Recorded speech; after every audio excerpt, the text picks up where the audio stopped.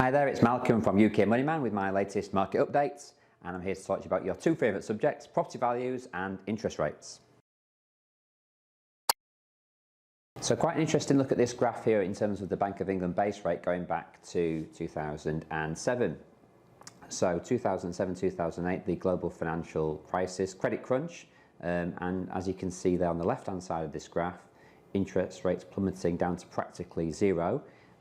As we tried to stimulate some economic growth out of a terrible financial situation. And there the rate stayed. We thought it might be a year or 2 years or 5 years.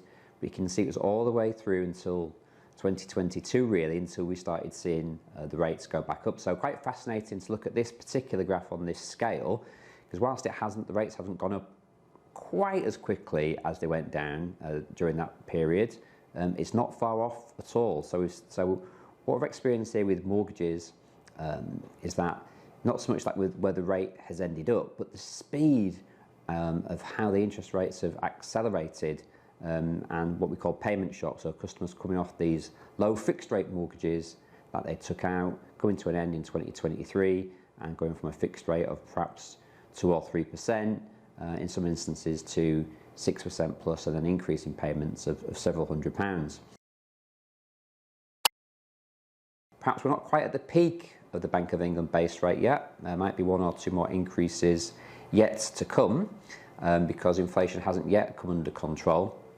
But hopefully we are very much towards the peak of where we're expecting things to get. Now what's quite interesting is when the Bank of England make the announcement in terms of what's happening to interest rates, they make a statement that goes along with the figures.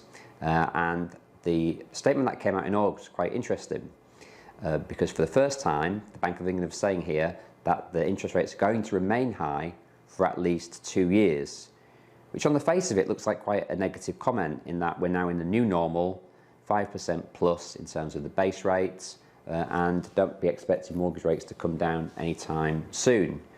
What it does give, however, and I think the reason that they've made this statement, is a degree of certainty, because uncertainty is the worst thing for the property market while people are sitting on their hands waiting for things to happen, waiting for things to change or get better.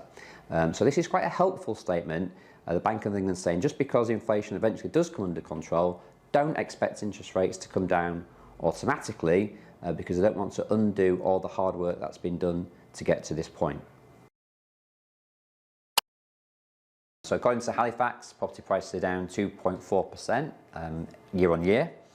So prices heading southwards, giving opportunities for people to negotiate on asking prices as we move into a buyer's market. So the average property price now is $285,000 in the UK, down from $293,000 at its peak. But I think it's important that we put this into context. So let's take a look at some really interesting information put together by Zoopla. So if we start on the right hand side of this graph here, so we've had quite a stable year to date, January 2023 until the summer.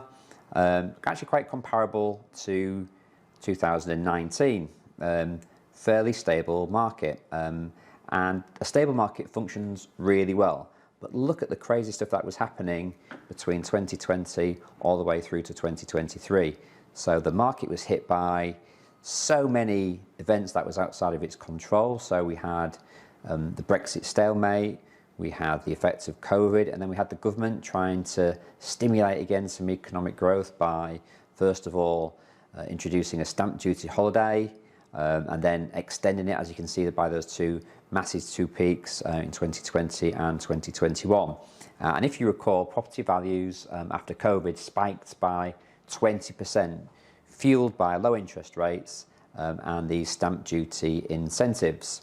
Obviously, the market's had its challenges again, not least caused by the mini budget of the end of the autumn of 2022.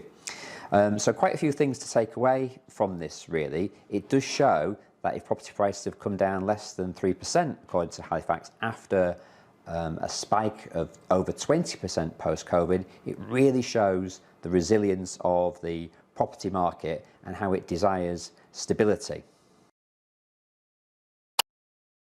So, should you continue to buy with these higher mortgage rates and property prices coming down?